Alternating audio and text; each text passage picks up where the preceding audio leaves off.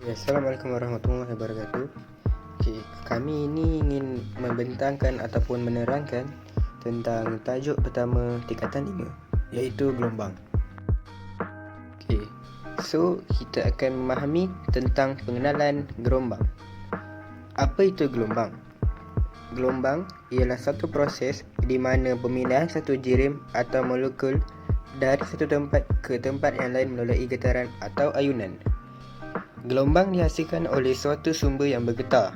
Contohnya, getaran atau gangguan pada permukaan air yang tenang menghasilkan gelombang air. Apabila gelombang merambat, ia memindahkan tenaga dari satu tempat ke tempat yang lain tanpa memindahkan jirim. Zarah medium yang bergetar sekitar kedudukan keseimbangan apabila gelombang merambat melalui satu medium.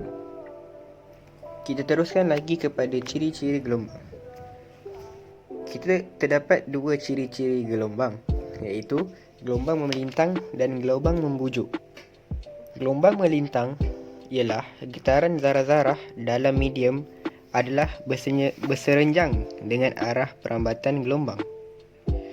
Contoh yang boleh kita ambil iaitu gelombang cahaya, gelombang air dan gelombang elektromagnet.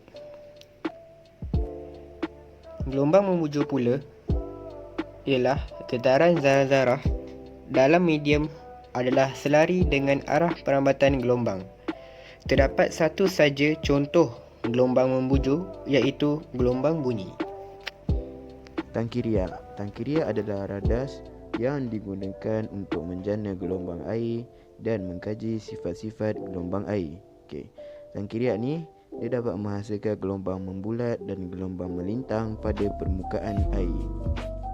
Sebelum itu, terdapat dua jenis muka gelombang. Muka gelombang adalah garis bayangan yang menghubungkan semua titik pada puncak suatu gelombang. Contohnya, muka gelombang satah dan muka gelombang membulat. Istilah bagi laju gelombang ialah jarak perambatan gelombang dalam masa sesaat. Unit bagi laju gelombang ialah meter per saat. Formula bagi laju gelombang iaitu V sama dengan F darab dengan lambda, di mana V ialah laju gelombang sama dengan frekuensi dalam panjang gelombang. Dalam graf secara masa, terdapat tiga maklumat yang boleh diperoleh, iaitu amplitude, tempoh dan frekuensi. Amplitude ialah sesaran maksimum daripada titik keseimbangan. Tempoh pula ialah masa bagi satu getaran lengkap ataupun satu ayunan lengkap. Frekuensi pula ialah bilangan ayunan lengkap yang dibuat dalam masa 1 saat. Unit bagi frekuensi ialah S-1 ataupun Hertz. Tempoh ialah T ataupun saat. Untuk soalan ni, kirakan amplitude, tempoh dan frekuensi. Amplitude ialah 10, di mana itulah sasaran maksimum daripada titik keseimbangan untuk graf ini. Tempoh pula ialah 0.4, di mana satu ayunan lengkap berlaku. Frekuensi ialah 1 per 0.4, iaitu 2/5. Untuk graf sesaran jarak, terdapat dua maklumat yang boleh diperoleh, iaitu amplitude dan panjang gelombang. Amplitude adalah sasaran maksimum daripada titik keseimbangan seperti yang telah diterangkan tadi. Dan untuk graf sesaran jarak ini, kita dapat mengesan panjang gelombang. Panjang gelombang ialah jarak melintang antara dua titik berurutan yang sama fasa. Unit SI bagi panjang gelombang ialah meter. Pelembapan ni dia ialah sistem yang bergetar yang kehilangan kuasa. Untuk lebih spesifik, pelembapan ni adalah proses di mana ayunan berkurang akibat kehilangan tenaga yang disebabkan oleh daya geseran.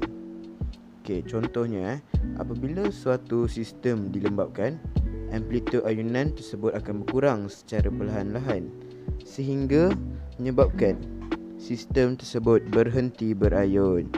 Contohnya dalam kehidupan seharian kita, apabila tak ada orang tolak buai bayi, buai tersebut akan berhenti berayun kerana tiada daya luar yang dikenakan padanya.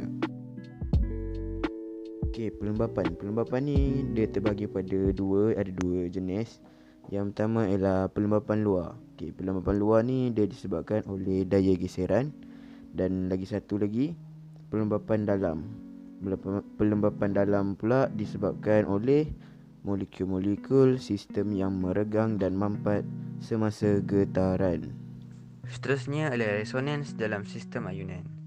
Jika satu sistem bergetar kehilangan tenaga, tenaga itu dapat digantikan dengan mengenakan satu daya kepada sistem secara berkala. Apabila frekuensi daya yang dikenakan itu sama dengan frekuensi asli sistem, amplitude getaran itu bertambah. Sistem ini dikatakan berada dalam keadaan resonans.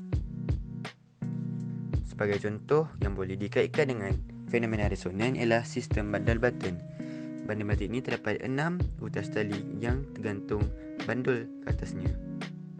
Jadi, terdapat 3 tali yang berlainan panjang dan 2 tali yang sama panjang, iaitu tali B dan D. Bagaimana resonans terjadi untuk dua bandul yang sama panjang? Bila bandul B diayunkan, semua bandul lain akan mula berayun. Tetapi, bandul D akan berayun dengan amplitude yang maksimum kerana bandul B dan D sama panjang. Disebabkan bandul B dan D sama panjang, maka ia dikatakan mempunyai frekuensi asli yang sama. Oleh itu, bandul B menyebabkan bandul D berayun dengan frekuensi aslinya. Dan ini adalah satu contoh di mana resonans berlaku.